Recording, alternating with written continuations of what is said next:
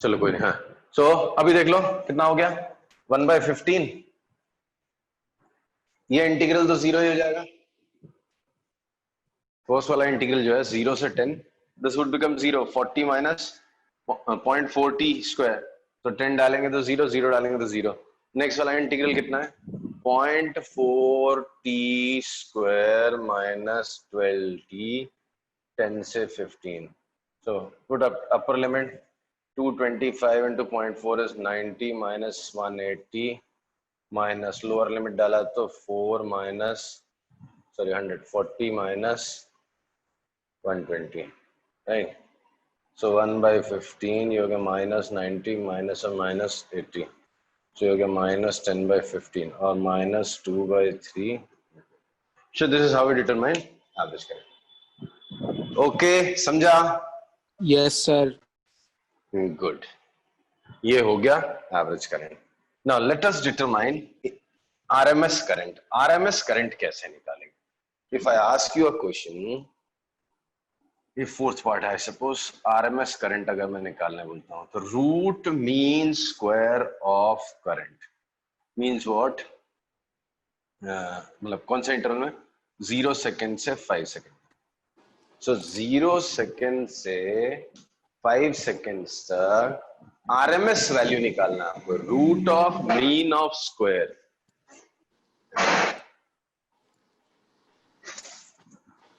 Hello, हाँ जी sir, जिंदा है। बताओ कैसे करें? एज द नेम सजेस्ट, सबसे पहले क्या करोगे आप? मीन निकालेंगे। कैसे? पहले स्क्वायर करेंगे ना बेटा, root of mean of square.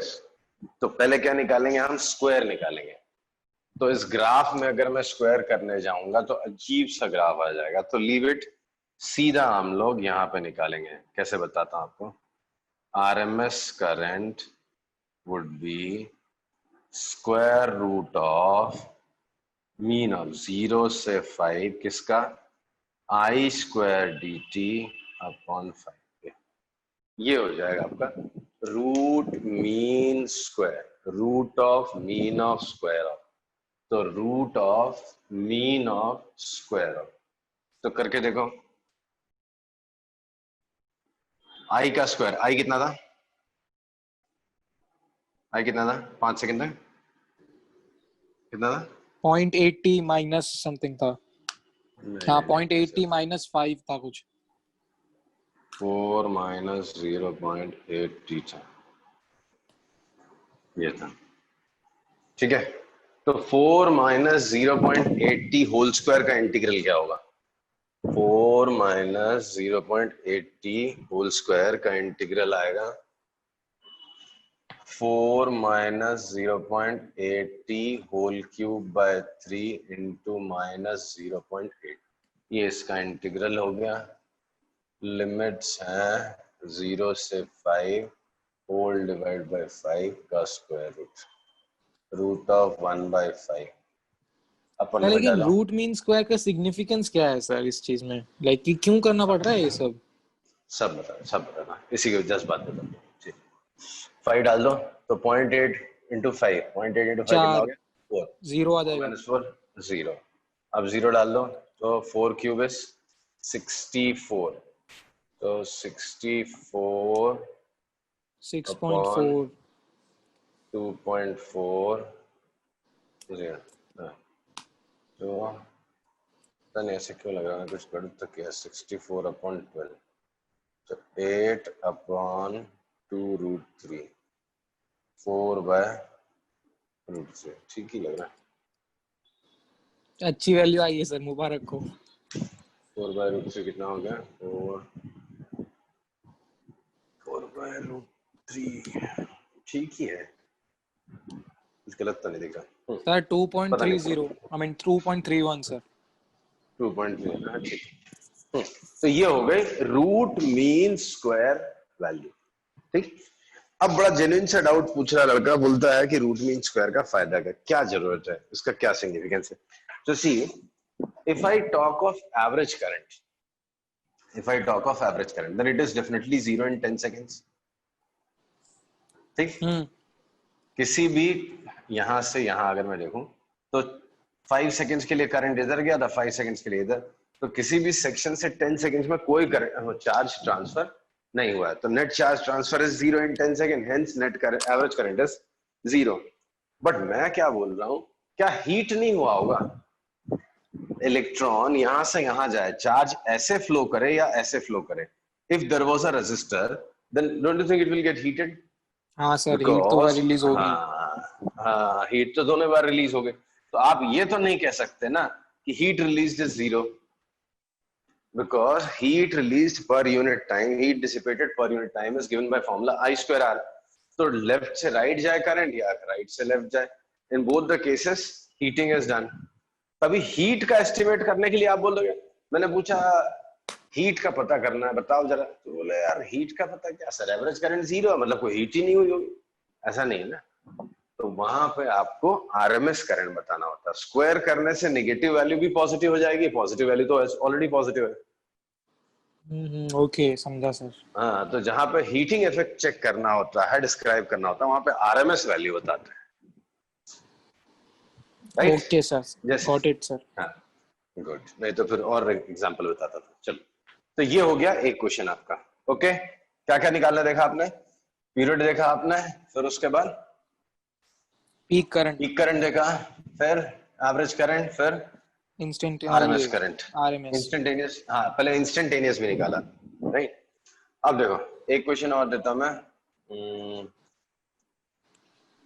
ध्यान दो, काम का देखते हैं बस, हो गया जो हमारा यही सिलेबस में है। हमारे सिलेबस में सिनुसॉइडल कर्व है, जिसका इक्वेशन भी आपको पहले से दिया होगा।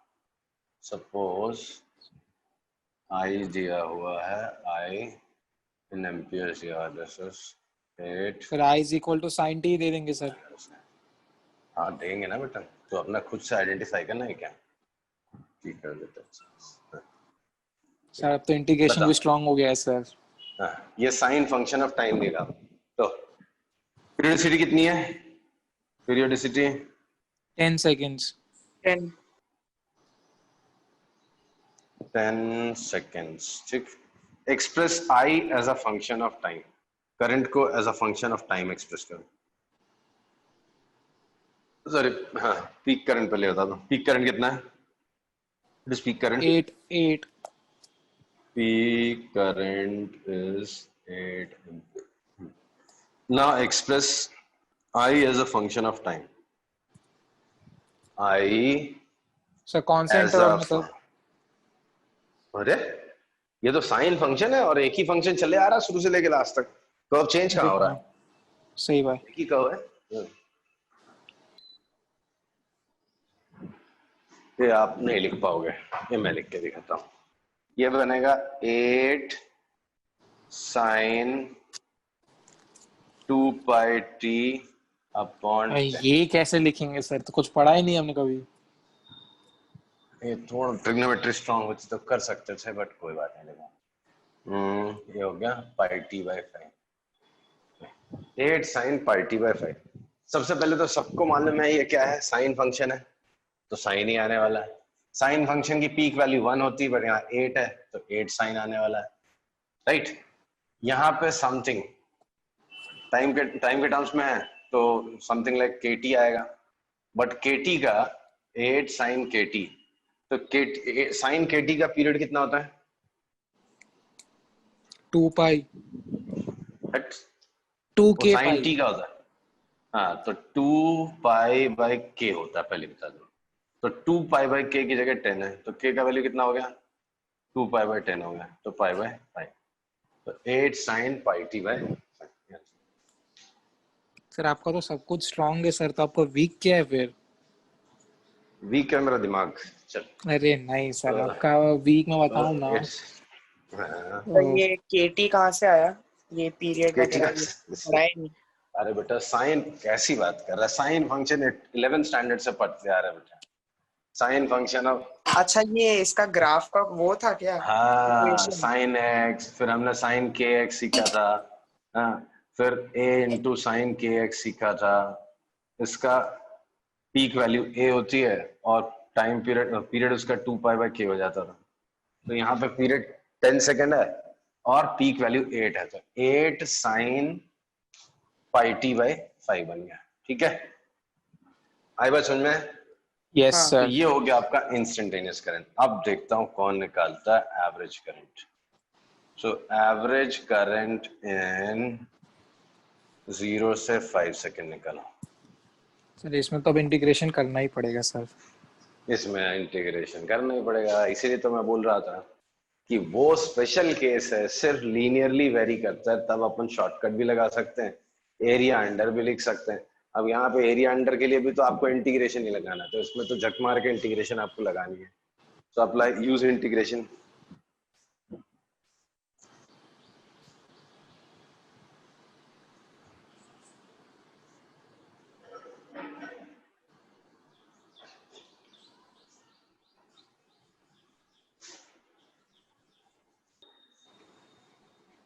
-4/π।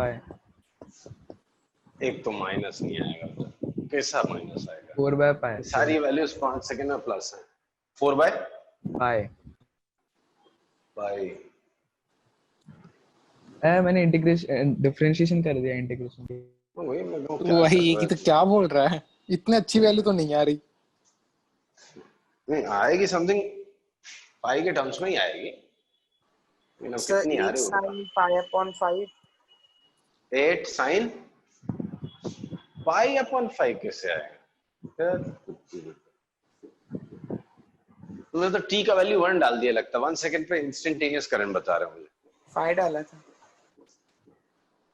5 डालोगे तो 5 कट हो जाएगा, साइन पाई बचेगा, साइन पाई 0 होता है। इंस्टेंटेनियस करंट एट 5 सेकंड 0 है, वो तो दिख रहा है मेरे को भी। बेटा ये तुम लोग मरवाओगे मेरे को। एवरेज हाँ करंट, सर, 4/π एवरेज आ करंट, रहा है। हाँ वही समथिंग अपॉन पाई आएगा, अपॉन 5 है ना, 5 सेकंड है, तो 1/5 8 कांस्टेंट साइन का integral minus cos pi t by 5 upon pi by 5, तो इंटू 5/π नीचे गया 0 से 5 सेकंड, तो 5 कट 8/π 8/π अपर लिमिट डाला, पाई कट 5 कट cos पाई कितना हो गया? -1 cos +1 5 हो माइनस जाएगा। 1 माइनस +1 माइनस cos 0 माइनस +1, तो ये हो गया 16/π। 16/π आंसर। हाँ सर, काफी हद तक सेम ही आया था। Good. So average current is 16/π। Okay, yes sir. अब आ जाओ एवरेज करंट में। तो एवरेज सॉरी आरएमएस करंट, अब निकाल डालो आरएमएस करंट। ओहो सर, जाने दीजिए जाने दीजिए। नहीं नहीं नहीं, कैसी बात कर, आरएमएस करंट यही तो सबसे मेन है। ये अभी निकलवा रहा हूं तो आपको ठीक से समझ में आ रहा है। जब ये एक्सरसाइज के अंदर ये सब करने बोलते हैं ना, तो ऐसा लगता है ये क्या हो गया, मतलब डेरिवेशंस के टाइम में। तो कई तो बुक्स में भी लिखा रहता है just remember it as a result. वो तो अलग से कर रहे हैं हम लोग, इसके लिए थोड़ा सा एनर्जी लग रही है। हाँ भाई चलो ऐसे निकाल सकते हैं ना। Calculate RMS value. सर 0 से लेके नहीं, इसमें तो कोई इंटरवल भी नहीं लगता। क्यों नहीं लगेगा, 0 से 5 है ना। तो वो अरे तो कभी लिखा कभी नहीं ऐसा ना वहाँ 0, पे। हाँ 0 से 2 सेकंड। अगर ये 0 से 10 सेकंड निकाला होता तो 0 हो जाता, इसमें इसमें सब कैंसिल हो जाता है।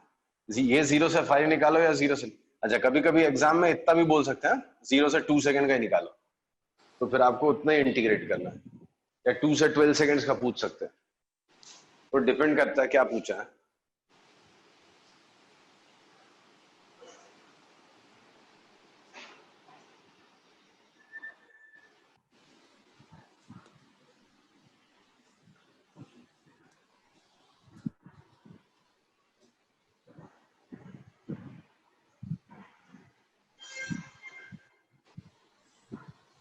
सर इसमें अभी sign square pi t by 5 को इंटीग्रेट करना पड़ेगा सर। हाँ तो साइंस का थीटा इंटीग्रेट कैसे करते हैं? 1 minus cos double angle upon 2 लिख के।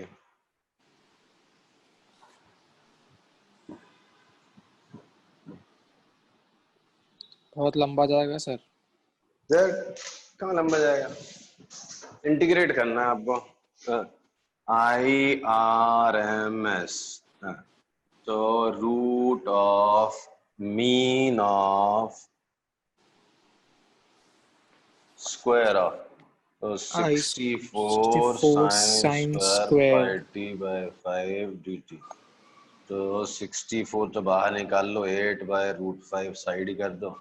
अब बचा रूट के अंदर क्या, sine square pi t by 5 को 1 minus cos pi 2 pi t by 5 whole upon 2 लिखेंगे, नहीं? तो अपॉन 2 किया साइड, 1 का integration t minus sine 2 pi t by 5 upon 2 pi by 5, 0 से 5 ये आएगा।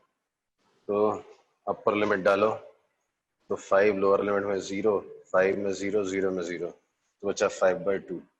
तो 8, सॉरी रूट भी चल, रूट भी है, तो 8 अपॉन रूट 5 और ये बचा रूट 5 अपॉन रूट 2, ये कट 8 अपॉन रूट 2 हो गया 4 रूट 2। सिनुसाइडल करंट जब होगा ना, भले साइन फंक्शन ऑफ टाइम हो या कॉस फंक्शन ऑफ टाइम हो, तो आरएमएस करंट हमेशा जो होता है ना पीक करंट का अपॉन रूट 2 ही होता है। ओह एक थैंक शॉर्टकट यू दिया। सर, का मच नीडेड सर। अरे आगे तो बताने वाला ही था ना, IRMSS peak value upon root 2। बहुत सारी चीजें यहाँ पे करवा रहा हूँ, कभी गलती से जेई में आ जाए तो आ जाए, अदरवाइज बुक में तो ये सब कुछ क्या दिया हो, सीधा ऐसा रिजल्ट ही दिया हुआ। और अपने सिलेबस में फिर साइन करंट ही है ना, साइन वेव ही है, कोसाइन नहीं है sine sir? Function of time. Sine और कोसाइन में कोई फर्क नहीं है, वो स्टार्टिंग पॉइंट चेंज हो जाता है, खाली प्लस +π/2 का तो फर्क है। अगर यहाँ से कर्व स्टार्ट हुआ होता यहाँ से, तो ये कोसाइन फंक्शन हो जाता, सब कुछ सेम लिख के मैं कॉस लिख देता था वहां पे। यहाँ से स्टार्ट होता तो मैं 8 cos पाई टी बाय 5 लिखता था। Okay. Sine and cos are complementary, खाली 90 डिग्री का तो फर्क है। वो π/2 प्लस से चालू होता है, π/2 माइनस से, मतलब 0 से चालू होता है तो π/2 प्लस से चालू होता है। समझा? Yes sir. हाँ सर। तो ये है मेरा average current, instantaneous current, peak current, RMS current, ये सब चीजें हो गई। ठीक है, आई बात समझ में? ओके, हाँ सर। अब ले